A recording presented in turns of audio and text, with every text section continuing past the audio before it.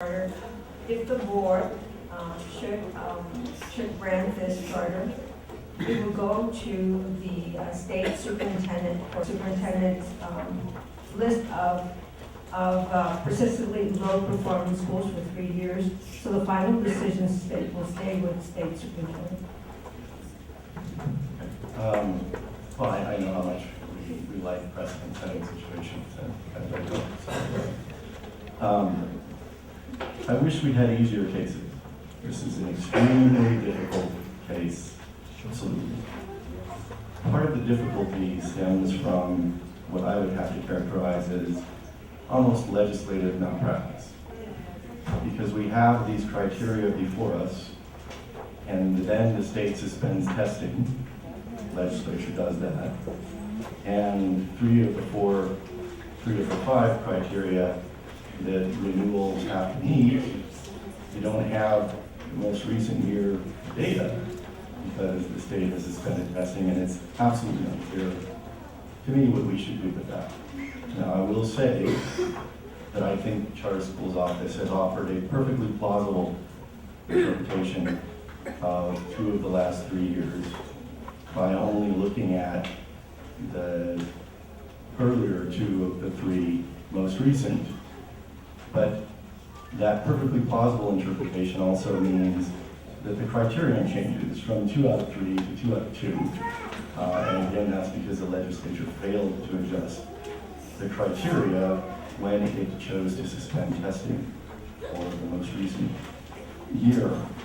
So I would also offer up, although in this case I do understand it doesn't make a difference, that an equally plausible reading is that it's 2 of the last 3 years for which testing data is available. But I do understand in this case that if I went back to 2011, there is still not satisfaction of the criterion of 2 out of 3. However, I also think some of the unfairness of the current situation stems from the fact that the suspension of testing coincides too closely with this particular school's adoption of a new program of instruction and pedagogy in 2012. And I think that that is a difficult circumstance. And again, it's one that's created by the legislature. So I'm left with trying to determine how to apply a law that seems outdated, at least in the context of a legislative decision to suspend testing. I look at criterion number 4. I previously expressed my concern about the specific language there, not present with respect to the other criteria, that indicates it's a determination made by the charter granting entity. I heard the lawyer's argument in public comment. I received it in writing, but I have to say I'm not sure I find it particularly convincing. I don't agree that determining that one criterion out of 5 is not available for appeal somehow renders the appeals process superfluous. And indeed, I would argue that the language that's specific within that criterion about the determination by the charter granting entity would be rendered superfluous were we not to give it some sort of meaning. But I say all of that recognizing that this is a unique circumstance, a unique situation because of the inadequacy, the outmoded element of the statute in this situation. So I am willing to consider the satisfaction of criterion number 4.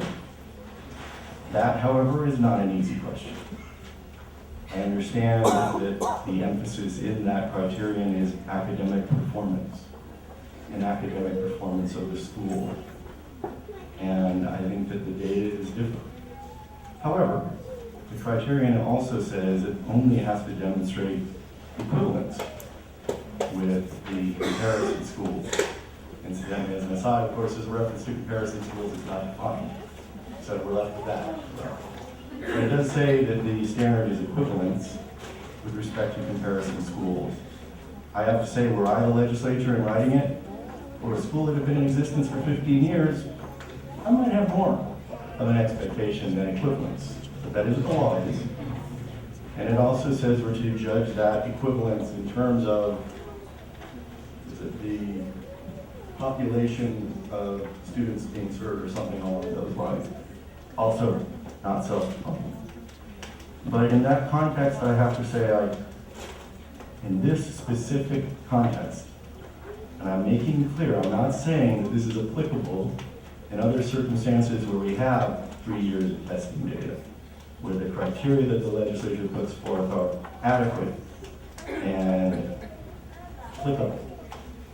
But in this circumstance, I do have to say that I am impressed by what I have seen and heard about the atmosphere at the school, even from our own experts at LACOE who've been there.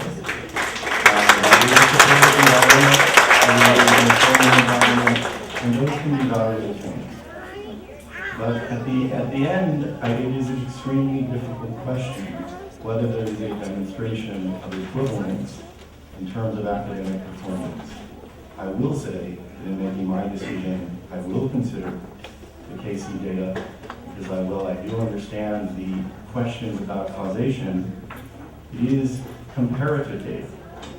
So absent some other narrative to explain why a particular cohort of students from New City would, for other reasons, perform differently than those who come from other Long Beach Unified schools, I'm left absent an alternative explanatory narrative. I'm left to conclude that it's plausible that that performance difference does stem from what they may have received in elementary and middle school.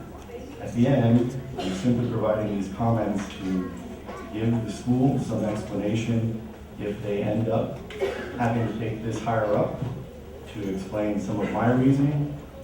But it is an extremely difficult decision because at the end of the day, we must not only respond to what are very positive elements of the school, but weigh what state law, logically or not, requires us to do.